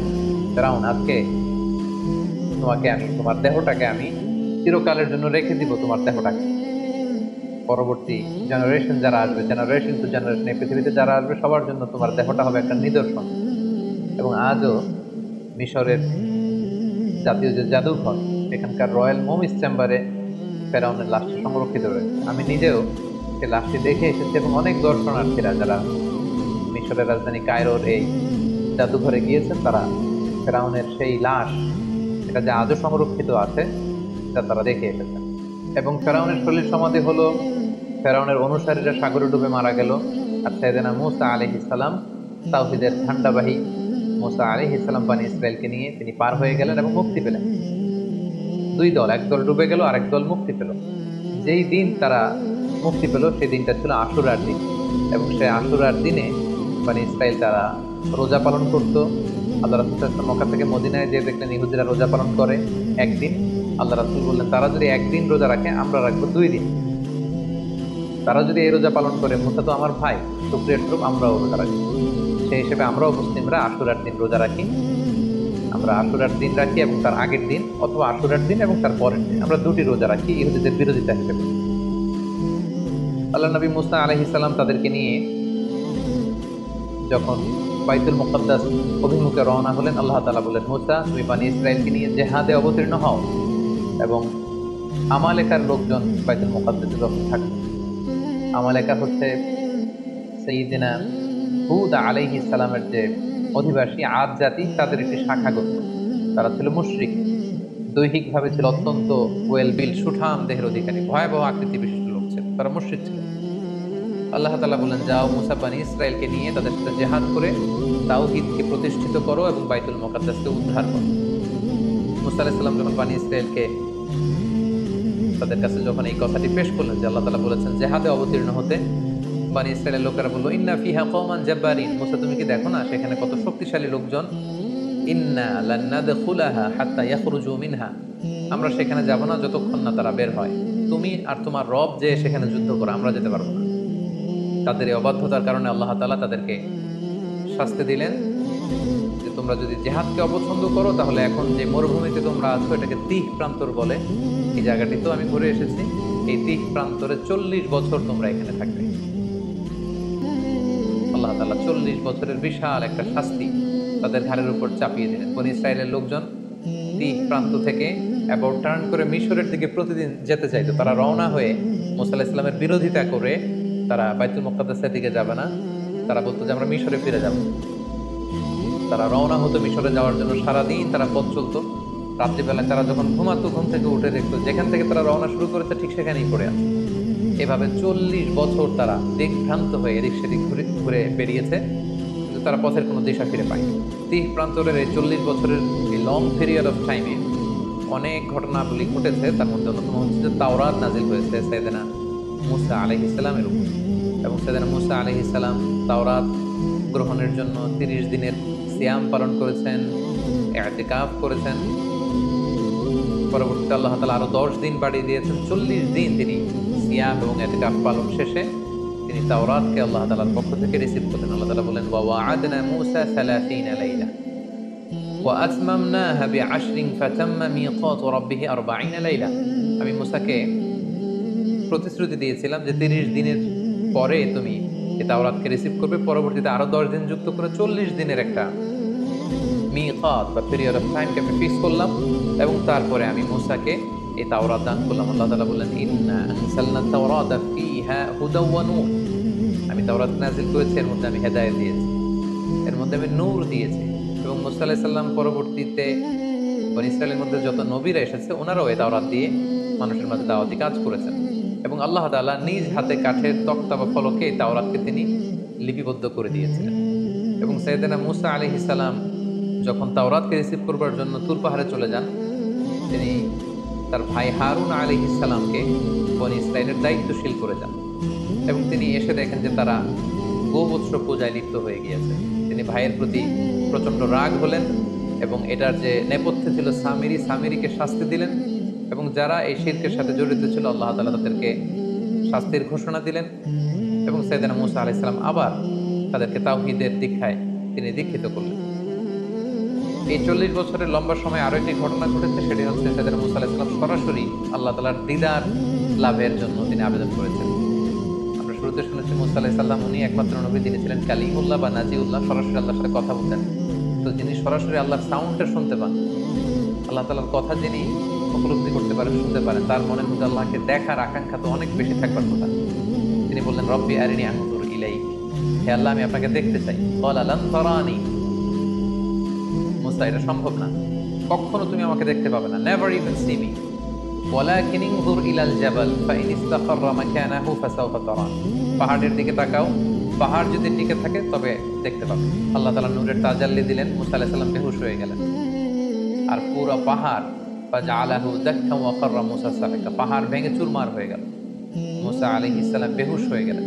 হুশ ফেরার পরে তিনি আল্লাহ তাআলার কাছে ক্ষমা চাইলেন এবং বললেন, আল্লাহ আপনি যেটা বলেছেন ঠিকই বলেছেন, আসলে এই চর্মচক্ষু দিয়ে এই পৃথিবীতে অবস্থান করে আল্লাহ তাআলাকে দেখা বা আল্লাহ তাআলার দিদার লাভ করা এটি সম্ভব নয়, বরং যারা বিশ্বাসী তারা কিয়ামতের দিন আল্লাহ তাআলার দর্শন লাভে তারা ধন্য হবে। এভাবে 40 বছরের লম্বা সময় নানা ধরনের বায়না ধরেছিল এই বনী ইসরাইলের লোকজন, অধ্যত্ব প্রকাশ করেছিল, নানা ধরনের হঠকারিতা তারা দেখিয়েছিল। এর মধ্যে একটি হঠকারিতার কথা কোরআনে এসেছে যে তারা দেখেছে কিছু কিছু লোক শিরক করে, মূর্তির পূজা করে। তারা দাবি করেছে যে এই যে আল্লাহ না ইলাহান কামা লাহুম আলেহা, অর্থাৎ হে মুসা এই সমস্ত লোকদের যেরকম মূর্তি আছে তুমিও মূর্তি এনে দাও, আল্লাহকে না দেখে আবাদত করতে আমাদের ভালো লাগে না। তারা যেমনি একটা জিনিসকে দেখে দেখে আবাদত করে, আমাদের তো এরকম এনে দাও। মুসা আলাইহিস সালাম রেগে গেলেন, তাদেরকে জাহেল আখ্যা দিলেন। এবং আমরা জানি যে আল্লাহ তাআলা মান্না সালোয়া নামে বিশেষ কিছু খাবার বনী ইসরাইলকে দিয়েছিলেন। তারা এই খাবার খেতে পছন্দ করলো না। তারা বললো যে লান নাসবিরা আলা তুআমিন ওয়াহিদ, হে মুসা প্রতিদিন এক খাবার ভালো লাগে না। ফাদউ লানা রাব্বাকা ইউখরিজ লানা মিম্মা তুনবিতুল আরদ, তোমার রবকে বলো যে এমন খাবারের ব্যবস্থা করে দিতে যেটা জমিন থেকে উৎপন্ন হয়। মিন বাখলিহা ওয়া কিসসাইহা ওয়া ফুমিহা ওয়া আদাসিহা ওয়া বাসালিহা, অর্থাৎ জমিন থেকে রসুন, পেঁয়াজ, ডাল, শসা, শাক সবজি এগুলো রান্না হবে, রসুন দিয়ে বাগার দিয়ে আমরা খাবার খাবো, এটা আমাদের ভালো লাগে। আল্লাহর দেয়া খাবার আমাদের ভালো লাগে না। এরপর তারা আবার বায়না ধরেছিল যে লান নুমিনা লাকা হাত্তা নারাল্লাহ জাহরা, হে মুসা আল্লাহকে না দেখে আমরা আর ইবাদত করতে পারবো না, আগে আল্লাহকে দেখাও তারপরে আমরা ইবাদত করব। এভাবে একের পর এক তারা নানা ধরনের বায়না ধরতে লাগলো, অধ্যত্ততা প্রদর্শন করতে লাগলো, আল্লাহ পাঠানো রাসূল মুসা আলাইহিস সালামের কথার বিরোধিতা করতে লাগলো। সূরা বাকারাতে একটি ঘটনা উল্লেখ হয়েছে, তাদের অবাধ্যতার, তাদের গোয়ার্তুমির একটা উদাহরণ আল্লাহ তাআলা এইভাবে টেনেছেন। বনী ইসরায়েলের একজন লোক মৃত্যুবরণ করে, এই লোকের হত্যাকারীকে সবাই বললো যে মুসা আমরা কেউ জানি না এর হত্যাকারীকে, এই কিলারকে তুমি খুঁজে বের করো, তোমার আল্লাহকে জিজ্ঞেস করো যে কে এই হত্যাকারী। মুসা আলাইহিস সালাম যখন তার কাছে দোয়া করলেন, আল্লাহ বললেন একটা গরু জবাই করে সেই গরুর গোশত দিয়ে যখন সেই মৃত ব্যক্তির গায়ে টাচ করা হবে, সে মৃত থেকে জীবিত হয়ে নিজেই বলে দিবে কে হত্যাকারী। তো আল্লাহ তাআলার আদেশ পালনের জন্য একটা যে কোনো গরু ধরে জবাই করে সেটার গোশত দিয়ে মৃত ব্যক্তির গায়ে লাগালেই কিন্তু সে জীবিত হয়ে হত্যাকারীর কথা বলে দিত। কিন্তু বনী ইসরাইল এই সহজ কাজটি না করে এখানে ক্ষান্ত না হয় তারা বলল যে এই গরুর রং কেমন, আমরা তো বুঝতেছি না কোন ধরনের গরু জবাই করবো, ছোট গরু, মাঝারি গরু, না বৃদ্ধ গরু, লাল গরু নাকি নীল গরু, কোন ধরনের গরু। একের পর এক নবী মুসা আলাইহিস সালামকে প্রশ্ন বানে জর্জরিত করতে করতে পরবর্তীতে আল্লাহ তাআলা এমন ক্রাইটেরিয়া ফিট করে দিলেন পুরো এলাকা জুড়ে আর সেই গরু খুঁজে পাওয়া যায়। তো এইভাবে কালামুল্লাহ মাজিদের অনেক আয়াতে, বিশেষ করে সূরাতুল বাকারাতে আল্লাহ তাআলা বর্ণনা করেছেন যে কতভাবে এই বনী ইসরাইল নবী মুসা আলাইহিস সালামকে জ্বালাতন করেছেন, যন্ত্রণা দিয়েছেন, ওনার কথার অবাধ্য হয়েছেন, আল্লাহ তাআলা এগুলো উল্লেখ করেছেন। কিন্তু তারপরেও আল্লাহ নবীর দোয়ার বরকতে সেই তীর প্রান্তরে মরুভূমির মাঝখানে আল্লাহ তাআলা ওয়াজাল্লালনা আলাইকুমুল গামাম, মেঘমালা দিয়ে তাদেরকে ছায়ার ব্যবস্থা করে দিয়েছিলেন। তৃষ্ণা মেটাতে বানি ইসরায়েলের 12টা গোষ্ঠী ছিল, 12টা ঝর্ণার ব্যবস্থা করে দিয়েছিলেন। সেই জায়গাটাতেও আমি ভিজিট করে 12টা ঝর্ণা দেখে এসেছি। মান্না এবং সালওয়া নামক খাবারের ব্যবস্থা করে দিয়েছিলেন। সাইয়্যিদুনা মূসা আলাইহিস সালামের সাথে খিজির আলাইহিস সালামের চমকপ্রদ একটি ঘটনা সূরাতুল কাহাফের ভেতর আল্লাহ তাআলা উল্লেখ করেছেন। ঘটনাটির সূচনাটি ছিল এমন, বনি ইসরায়েলের মাঝে বসে তিনি মূসা আলাইহিস সালাম বক্তব্য রাখছিলেন। একজন জিজ্ঞেস করলো যে পৃথিবীতে সবচেয়ে জ্ঞানী ব্যক্তি কে? মূসা আলাইহিস সালাম বললেন আমি। আল্লাহ তাআলা মূসা আলাইহিস সালামের এই প্রশ্নটা পছন্দ করলেন। আল্লাহ বললেন, মূসা তুমি ভুল বলেছো, তোমার চেয়েও একজন জ্ঞানী ব্যক্তি আছে। তুমি মাজমাউল বাহরাইন, দুই সাগরের মিলনস্থলে যাও, সেখানে গেলে পাবে। মূসা আলাইহিস সালাম ইউশা ইবনে নুনকে নিয়ে, ওনার ভাগিনাকে নিয়ে সেখানে গেলেন। যে দেখলেন চাদর জড়িয়ে একজন লোক শুয়ে আছে, সালাম দিলেন। চাদরের ভেতর থেকে তিনি সালামের উত্তর দিলেন। তুমি বললেন কে? মূসা আলাইহিস সালাম বললেন আমি মূসা। ভেতরের লোকটি বলল বনি ইসরায়েলের নবী মূসা? মূসা আলাইহিস সালাম বললেন হ্যাঁ। তারপর তিনি চাদর সরালেন, মূসা আলাইহিস সালাম ওনার সাথে কথা বললেন এবং মূসা আলাইহিস সালাম বললেন যে আমি শুনেছি আপনি অনেক জ্ঞানী, আমি আপনার কাছ থেকে কিছু জ্ঞান আহরণ করতে চাই। খিজির আলাইহিস সালাম বললেন যে না, আমাকে আল্লাহ তাআলা যেই জ্ঞান দিয়েছে সেটা রিসিভ করার ধৈর্য আপনার নেই, আপনি পারবেন না, আপনি ফিরে যান। মূসা আলাইহিস সালাম ওনাকে অনেক জোর করলেন। তিনি বললেন যে আপনি যদি অনুমতি দেন আমি আপনার সাথে একটা সফর করতে চাই, কিছুদিন আপনার খেদমতে থেকে, আপনার সাথে থেকে, আপনার অ্যাকম্পানি নিয়ে আমি আপনার থেকে কিছু নলেজ নিতে চাই। কিন্তু খিজির আলাইহিস সালাম বরাবরের মতো তিনি বলছেন নো, এটা আপনি পারবেন না, কারণ ইন্নাকা লান তাস্তাতিয়া মাইয়া সাবরা, ওই ধৈর্য, ওই প্যাশন্স আপনার মধ্যে নেই, আপনি পারবেন না। মূসা আলাইহিস সালামের জোরাজোরিতে তিনি রাজি হলেন। তখন বললেন যে ঠিক আছে, শর্ত হচ্ছে আমার সাথে চলতে ফিরতে আমার কাজগুলো শুধু অবজারভেশন করা যাবে, কিন্তু প্রশ্ন করা যাবে না। মূসা আলাইহিস সালাম বললেন ঠিক আছে চলেন। যেতে যেতে একটা নদী পেলেন, তিনি নৌকায় উঠলেন। নৌকার লোকজন তাদেরকে পার করে দিল টাকা নেওয়া ছাড়া ওই পাড়ে। তিনি ওই পাড়ে যে নৌকাটাকে ছিদ্র করে দিলেন। মূসা আলাইহিস সালাম বললেন এটা আপনি কেমন কাজ করলেন? তারা আমাদেরকে ফ্রিতে বিনা টাকায় নদী পারাপার করে দিল, আপনি নৌকা ছিদ্র করে দিলেন। খিজির আলাইহিস সালাম বললেন এই তো, আমি তো আগেই বলেছি যে আপনি আমার সাথে কন্টিনিউ করতে পারবেন না, আপনি প্রশ্ন করে ফেললেন। মূসা আলাইহিস সালাম বললেন যে আমি ক্ষমা চাই, এরপর থেকে আমি আর প্রশ্ন করব না। খিজির আলাইহিস সালাম ওনার এক্সকিউজ গ্রহণ করলেন, আবার চলতে আরম্ভ করলেন। হঠাৎ একটা ছোট বাচ্চাকে খেলতে দেখে বাচ্চাটাকে ধরে খিজির আলাইহিস সালাম হত্যা করে ফেললেন। মূসা আলাইহিস সালাম বললেন এটা আপনি কি করলেন? একটা নিরীহ নিষ্পাপ মাসুম বাচ্চাকে আপনি হত্যা করলেন। সেদিন খিজির আলাইহিস সালাম বললেন আবারও আপনি আপনার প্রমিসকে ভঙ্গ করেছেন, আবার আপনি প্রশ্ন করেছেন, আর সামনে আপনাকে নিয়ে এগোনো যাবে না, আপনি এখান থেকেই চলে যান। সেদিন মূসা আলাইহিস সালাম বললেন যে আমি আবারও দুঃখ প্রকাশ করছি, আরেকবার আপনি আমাকে সুযোগ দেন, এরপরে যদি আমি প্রশ্ন করি তাহলে হাদা ফিরাকু বাইনি ওয়া বাইনাক, আর কোনো কথা আমার থাকবে না। খিজির আলাইহিস সালাম মেনে নিলেন, আবার চলতে আরম্ভ করলেন। এবার দুজনই খুব ক্ষুধার্ত। এক ইহুদি বসতির সামনে যেয়ে তিনি বললেন যে আমাদেরকে কি কোনো খাবার দেয়া যাবে? আমরা দুজন অত্যন্ত ক্ষুধার্ত। তারা বললো যে না, আমরা খাবার দিতে পারবো না। ওনারা এই বাড়ি থেকে বের হয়ে আসার সময় দেখলেন বাড়ির চারদিকে একটা দেয়াল ভেঙে পড়বার মতো উপক্রম। খিজির আলাইহিস সালাম উনি বললেন আসুন মূসা আমরা এই দেয়ালটাকে ঠিক করে দিই। এমনি নবী মূসা আলাইহিস সালাম ক্ষুধার্ত, খিজির আলাইহিস সালাম তিনিও ক্ষুধার্ত। মূসা আলাইহিস সালামকে সাথে নিয়ে ওনারা দেয়াল ঠিক করতে লাগলেন। বাড়ির চারদিকে দেয়ালটাকে সুন্দরভাবে ওনারা ঠিক করে দিয়ে চলে যাবেন। ক্ষুধার্ত নবী মূসা আলাইহিস সালাম আর ধৈর্য ধারণ করতে পারলেন। উনি বললেন এটা একটা কাজ হলো, আমরা ক্ষুধার্ত খাবার চাইলাম, তারা তো খাবার দিলই না, আপনি ওই বাড়ির চারদিকের দেয়ালকে ঠিক করে দিলেন। আর দেয়াল ঠিক করলেন ভালো কথা, এই দেয়াল ঠিক করার বিনিময়টা তো নিতে পারতেন, এটার যে পারিশ্রমিক এটাও তো নিলেন না। এবার খিজির আলাইহিস সালাম বললেন না, বলা হাদা ফিরাকু বাইনি ওয়া বাইনিক, এটাই হচ্ছে তোমার আর আমার মাঝে ফেরাক, আপনাকে নিয়ে আর সামনের দিকে যাওয়া যাবে। এবার আপনি শুনুন কেন আমি এই কাজগুলো করেছি। প্রথমে যারা আমাদেরকে ফ্রিতে নদী পারাপার করে দিয়েছিল তাদের নৌকা ছিদ্র করেছে এই কারণে, এলাকায় একজন অত্যাচারী বাদশাহ রয়েছে, সে যাদেরই নৌকা পায় সেই নৌকাগুলো সিজ করে নিয়ে যায়, লুটতরাজ করে। কিন্তু আমি তাদের নৌকা ছিদ্র করে দেওয়ার কারণে এই নৌকাটাকে বাদশাহ সিজ করবে না বা নিয়ে যাবে না, ফলে নৌকার মালিক ওইটাকে রিপেয়ার করে তারা চলতে পারবে, তাদের জীবন চলে যাবে। কিন্তু যদি নৌকাটা একেবারে নিখুঁত থাকতো সেটাকে তারা আর বাঁচিয়ে রাখতে পারতো না ওই বাচ্চার হাত থেকে। দ্বিতীয় ছোট বাচ্চাকে যে আমি হত্যা করেছি, আল্লাহ তাআলা আমাকে জানিয়েছে সে অনেক বড় সন্ত্রাস হবে, এলাকার ফাসাদ সৃষ্টিকারী হবে, তার মা বাবাকে সে হয়তো জাহান্নামী বানাবে। এজন্য আল্লাহ তাআলার আদেশে আমি তাকে হত্যা করেছি, আমার নিজের ইচ্ছায় নয়। এবং আশা করছি আল্লাহ তাআলা পরবর্তীতে এই কাপলকে, এই দম্পতিকে হয়তো এমন এক সন্তান দান করবে যাদের মাধ্যমে তারা খুশি হবে।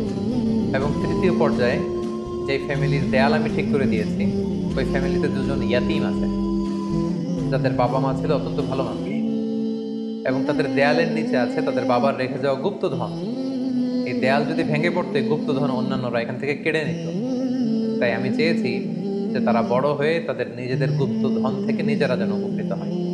এই জ্ঞান আল্লাহ তাআলা আমাকে দান করেছে, যেটা আল্লাহ তাআলা আপনাকে দান করেননি। এবং এই ঘটনার পর থেকে আর সামনে আপনাকে নিয়ে আমি চলতেও পারবো না। এই ছিল সাইয়েদনা মূসা আলাইহিস সালামের সাথে সাইয়েদনা খিজির আলাইহিস সালামের লম্বা ঘটনা। এছাড়াও বিভিন্ন সহিহ হাদিসে সাইয়েদনা মূসা আলাইহিস সালামের ব্যাপারে অনেক ঘটনা উল্লেখ রয়েছে। তার মধ্যে থেকে দুই একটি ঘটনা আমরা এখানে উল্লেখ করি। আমরা সহিহ মুসলিমের একটি বর্ণনা থেকে জানতে পারি যে আল্লাহ রাসূল সাল্লাল্লাহু আলাইহি ওয়াসাল্লাম যখন মেরাজের রাতে বিভিন্ন নবীদের সাথে দেখা করেন, সেখানে মূসা আলাইহিস সালামের সাথে দেখা করেছিলেন। এবং আল্লাহ তাআলা আমাদের জন্য 50 ওয়াক্ত সালাত বিশ্বনবীকে উপহার দিয়েছিলেন। রাসূল সাল্লাল্লাহু আলাইহি ওয়াসাল্লাম সেই সালাত নিয়ে যখন নেমে আসছিলেন, মূসা আলাইহিস সালাম জিজ্ঞেস করলেন যে আল্লাহ তাআলা আপনাকে কি দিয়েছেন? আল্লাহ রাসূল সাল্লাল্লাহু আলাইহি ওয়াসাল্লাম বললেন যে 50 ওয়াক্ত সালাত। মূসা আলাইহিস সালাম বললেন, সর্বনাশ, আপনার উম্মত তো 50 ওয়াক্ত সালাত করবে না, আপনি যান কমিয়ে নিয়ে আসেন, কমিয়ে নিয়ে আসতে পারলে ভালো হবে। আল্লাহ নবী সাল্লাল্লাহু আলাইহি ওয়াসাল্লাম গেলেন, 5 ওয়াক্ত কমিয়ে 45 ওয়াক্ত নিয়ে আসেন। মূসা আলাইহিস সালাম বললেন, করবেন, আবার যান কমিয়ে নিয়ে আসেন। এভাবে 9 বার আল্লাহ রাসূল সাল্লাল্লাহু আলাইহি ওয়াসাল্লামকে মূসা আলাইহিস সালাম পাঠিয়েছেন। এবং মূসা আলাইহিস সালামের এই নেগোসিয়েশনের ফলে, বারবার রাসূল সাল্লাল্লাহু আলাইহি ওয়াসাল্লামকে পাঠানোর ফলে আমরা 50 ওয়াক্ত থেকে কমিয়ে এটাকে 5 ওয়াক্ত সালাত হিসেবে পেয়েছি। সাইয়েদনা মূসা আলাইহিস সালামের মৃত্যু কোথায় হয়েছে, কবর কোথায় হয়েছে, ব্যাপারে সহিহ মুসলিমের একটি হাদিসে আমরা জানতে পেরেছি যে বাইতুল মুকাদ্দাসের খুব কাছাকাছি একটা জায়গায় আল্লাহ রাসূল সাল্লাল্লাহু আলাইহি ওয়াসাল্লাম বলেছেন যে খুব কাছের একটা জায়গায় মূসা আলাইহিস সালামকে কবর দেয়া হয়। এবং আল্লাহ রাসূল সাল্লাল্লাহু আলাইহি ওয়াসাল্লাম বলেছেন যে আমি যদি সেখানে থাকতাম তাহলে তোমাদেরকে দেখিয়ে দিতে পারতাম একটি লাল মাটির ডিবির পাশে আল্লাহ নবী মূসা আলাইহিস সালাম সেখানে শুয়ে আছেন। সম্মানিত সুধী, এই পর্যায়ে আমরা সাইয়েদনা মূসা আলাইহিস সালামের জীবন থেকে কিছু লাইফ লেসন যেগুলো আমাদের জীবনে কাজে লাগতে পারে সেদিকে আমরা যাব। প্রথম যে শিক্ষাটি আমরা পাই সেটি হচ্ছে দাওয়াতি কাজে সফট ল্যাঙ্গুয়েজ ইউজ করতে হয়। কারণ আল্লাহ তাআলা মূসা আলাইহিস সালাম এবং হারুন আলাইহিস সালামকে অর্ডার করেছেন, ফাকুলা লাহু কওলান লাইয়িনা লাআল্লাহু ইয়াতাযাক্কারু আও ইয়াখশা। অর্থাৎ হে মূসা এবং হারুন, তোমরা দুজন ফেরাউনের কাছে যখন যাবে তখন সফট ভাষায়, অতি কোমল ভাষায়, নম্র ভাষায় তোমরা তাকে দাওয়াত দাও। কেননা দাওয়াতের ভাষা হতে হয় অত্যন্ত সফট, হৃদয়স্পর্শী, মর্মস্পর্শী। অর্থাৎ যে কথা হৃদয় থেকে আসে সেটা যে মানুষের হৃদয়ে স্পর্শ করে। আমরা যদি আল্লাহ রাসূল সাল্লাল্লাহু আলাইহি ওয়াসাল্লামের বায়োগ্রাফির দিকে তাকাই তাহলে দেখব উনিও খুব সফট হৃদয়ের অধিকারী ছিলেন। আল্লাহ তাআলা বলছেন, ফাবিমা রাহমাতিন মিনাল্লাহি লিনতা লাহুম, হে নবী, আপনি আল্লাহর মেহেরবানিতে নরম হৃদয়ের অধিকারী হয়েছেন। ওয়ালাউ কুনতা ফাদদান গলিযাল কলবি লানফাদ্দু মিন হাওলিক, আপনি যদি কর্কশ ভাষী হতেন, আপনি যদি রূঢ় ভাষী হতেন, আপনি যদি কঠোর হৃদয়ের অধিকারী হতেন, কেউ আপনার কাছে আসতো না। এখন যেমনি সাহাবারা আপনার চারদিক ঘিরে রাখে, আপনার কোমলতা, আপনার সফটনেস, আপনার নম্র এবং উত্তম আচরণের কারণে সবাই যেমনি আপনাকে ঘিরে রাখে, আপনি যদি কর্কশ ভাষী হতেন, কেউ আপনার কাছে আসতো না। মূসা আলাইহিস সালামের জীবনী থেকে দ্বিতীয় শিক্ষা হচ্ছে আল্লাহ তাআলার বিজয় বা সাহায্যের জন্য আমাদের পক্ষ থেকে প্রাণান্তকর প্রচেষ্টাটা জরুরি। আমরা যদি চেষ্টাই না করি তাহলে আল্লাহ তাআলার সাহায্য পাওয়ার কোনো সম্ভাবনা নেই। আমাদের অনেকে আছে যারা হাত গুটিয়ে বসে থাকে, কোনো ধরনের চেষ্টা, প্রচেষ্টা, প্ল্যানিং, ভিশন তাদের মধ্যে নেই, কিন্তু তারা আল্লাহ তাআলার সাহায্যের দিকে তাকিয়ে থাকে। আমরা যদি মূসা আলাইহিস সালামের জীবনের দিকে খেয়াল করি, আল্লাহ তাআলা বলেছেন যে হে বনী ইসরাইল, তোমরা মূসা আলাইহিস সালামের সাথে করে বেরিয়ে পড়ো। এবং পুরো বনী ইসরাইলের বিশাল গোষ্ঠী কিন্তু আল্লাহ নবী মূসা আলাইহিস সালামের প্রতি আনুগত্য দেখে ওনারা বেরিয়ে পড়েছিল। এবং চলতে চলতে সামনে যখন সাগর এসেছিল, আল্লাহ তাআলা কিন্তু ঠিকই সাহায্য পাঠিয়েছেন। কিন্তু সেই সাহায্য পাওয়ার জন্য তো আপনাকে বেরোতে হবে, আপনাকে তো চেষ্টা করতে হবে। কিন্তু সেখান থেকে নাজাত পেয়ে বনী ইসরাইল যখন মূসা আলাইহিস সালামের সাথে করে যেতে যেতে বাইতুল মুকাদ্দাস পর্যন্ত পৌঁছলো, আল্লাহ তাআলা তাদেরকে জেহাদের আদেশ করলেন, কিন্তু তারা জেহাদে অবতীর্ণ হতে রাজি হয়নি। ফলে তারা আল্লাহ তাআলার পক্ষ থেকে সাহায্যও পায়নি। এ থেকে আমরা বুঝতে পারলাম যে আল্লাহর সাহায্যের জন্য আমাদের পক্ষ থেকে চেষ্টা, প্রচেষ্টা জরুরি। প্রথম দিকে তারা প্রচেষ্টা করেছিল এবং আল্লাহ তাআলার সাহায্য তারা চাক্ষুষ অবলোকন করেছিল। এবং দ্বিতীয় পর্যায়ে তারা যখন হাত গুটিয়ে বসেছিল সেখানে আল্লাহ তাআলার সাহায্যও আসেনি, এবং পৃথিবীতে এটাই আল্লাহ তাআলার সুন্নাহ। বান্দা যখন চেষ্টা করে, বান্দা যখন নিজের ইফোর্ট দেয়, তখন সেখানে আল্লাহ তাআলার সাহায্য এসে যুক্ত হয়।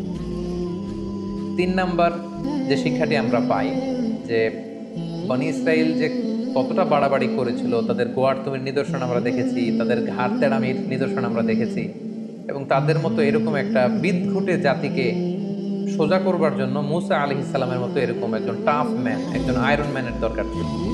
অর্থাৎ জাতিগোষ্ঠী যেমন, তাদের নবীও তেমন। এখানে যদি খুব সফট হার্টের একজন নবীকে আল্লাহ তাআলা প্রেরণ করতেন, তাহলে সেটা খুব একটা ওয়ার্ক করতো না বা রান করতো না। আমরা জানি যে নবীদের মধ্যে থেকে মুসা আলাইহিস সালাম খুব বেশি রাগী ছিলেন, একটু টাফ ছিলেন, একটু কঠোর হৃদয়ের অধিকারী ছিলেন। ওনার এক থাপ্পড়ের আঘাতে আমরা দেখেছি যে এক মিশরী মুহূর্তের মধ্যে অক্কা পেয়েছে। তিনি প্রচণ্ড রেগে ওনার নিজের ভাই হারুন আলাইহিস সালামের দাড়ি এবং চুল ধরে টেনে তিনি রাগ প্রকাশ করছিলেন। খুব কঠোর তিনি ছিলেন, এবং ওনার এই কঠোরতা এটা খুব দরকার ছিল, কারণ জাতি যেমন সে জাতির জন্য নবীও হতে হয়, ঠিক তেমন। 4 নম্বর যে শিক্ষাটা আমরা পাই সেটা হচ্ছে জ্ঞান নিয়ে কখনো আসলে বড়াই করতে নেই। জ্ঞানীর চাইতে বড় জ্ঞানী আছে, জাননেওয়ালার উপরও জাননেওয়ালা থাকে। এজন্য আল্লাহ তাআলা বলেন, ওয়া ফাওকা কুল্লি যী ইলমিন আলিম। জ্ঞানীর উপরও জ্ঞানী আছে, এবং সব জ্ঞানীর চাইতে বড় জ্ঞানী হচ্ছেন আল্লাহ তাআলা। মুসা আলাইহিস সালামকে যখন প্রশ্ন করা হয়েছিল কে সবচাইতে জ্ঞানী, আল্লাহ তাআলা পছন্দ করছিলেন যে আমার নবী মুসা যদি বলতো যে আমি জানি না, আল্লাহই সবচেয়ে বড় জ্ঞানী, এটা ছিল সবচেয়ে চমৎকার উত্তর। কিন্তু মুসা আলাইহিস সালাম সরল মনে সহজভাবে তিনি বলে দিয়েছিলেন আমি জ্ঞানী। নিজেকে জ্ঞানী বলে প্রচার করা বা প্রসার করা, এটা আল্লাহ তাআলা পছন্দ করেন না। এজন্য মুসা আলাইহিস সালামকে দেখাতে চাইলেন যে মুসা, তুমি যে নিজেকে জ্ঞানী বলছো, তোমার চাইতেও বড় জ্ঞানী এই পৃথিবীতে আমি রেখে দিয়েছি, তার নাম হচ্ছে খিজির। এই ঘটনার মানে এটা না যে মুসা আলাইহিস সালামের চেয়ে খিজির আলাইহিস সালাম বেশি জ্ঞানী। ব্যাপারটা ছিল মুসা আলাইহিস সালামকে আল্লাহ এমন জ্ঞান দিয়েছিলেন যেটা আল্লাহ তাআলা খিজির আলাইহিস সালামকে দেন, এবং খিজির আলাইহিস সালামকে আল্লাহ তাআলা এমন জ্ঞান দিয়েছিলেন যে জ্ঞান আল্লাহ তাআলা মুসা আলাইহিস সালামকে দেন। তাই মুসা আলাইহিস সালামকে আরো বিনয় শেখাবার জন্য, জ্ঞানের প্রসঙ্গ আসলে ভবিষ্যতে মুসা আলাইহিস সালাম যেন নিজের দিকে ইঙ্গিত না করে সবচেয়ে বড় জ্ঞানী আল্লাহ তাআলা এভাবে যেন আল্লাহর দিকে ফিরিয়ে দেন, এই শিক্ষাটা আল্লাহ তাআলা মুসা আলাইহিস সালামকে দিতে চাইলেন। এ থেকে আমরা বুঝতে পারলাম যে জ্ঞানীর চাইতেও বড় জ্ঞানী আছে, জাননেওয়ালার উপরও জাননেওয়ালা থাকে, এবং জ্ঞান নিয়ে কখনো বড়াই করতে নেই। সর্বশেষ যে শিক্ষাটা আমরা পাই সেটা হচ্ছে travelling in search of knowledge. আপনি যদি জ্ঞান অর্জন করতে চান, আপনাকে সফর করতে হবে। আপনার নিজ ভূখণ্ডে বসে থাকলেই যে সব জ্ঞান অর্জিত হয়ে যাবে এমনটা নয়। যদি সুযোগ হয়, আপনার এলাকার স্কলারদের সাথে আপনি যোগাযোগ করে জ্ঞান অর্জন করবেন, এবং দেশের বাইরে যে সফর করে যদি আপনার জ্ঞান অর্জনের সুযোগ থাকে, সেটা আপনাকে করতে হবে। আমার মুসা আলাইহিস সালামের জীবনী থেকে কিন্তু এটা আমরা দেখলাম যে তিনি শুধু মিশরেই বসে থাকেননি, তিনি 2 সাগরের মিলনস্থলে সফর করেছেন। খিজির আলাইহিস সালামের সাথে এই দেশ থেকে ওই দেশ, সেখান থেকে ওখানে ঘুরে ঘুরে তিনি বিভিন্ন জ্ঞান অর্জন করতে চেয়েছেন। তাই আমরা যারা জ্ঞান অর্জন করতে চাই, আমাদেরকেও সাইয়েদনা মুসা আলাইহিস সালামের ফুটস্টেপ অনুসরণ করে ট্রাভেলিং করতে হবে ইন সার্চ অফ নলেজ। আল্লাহ তাআলা আমাদের সবাইকে কথাগুলো বোঝার ও আমল করবার তৌফিক দান করুন।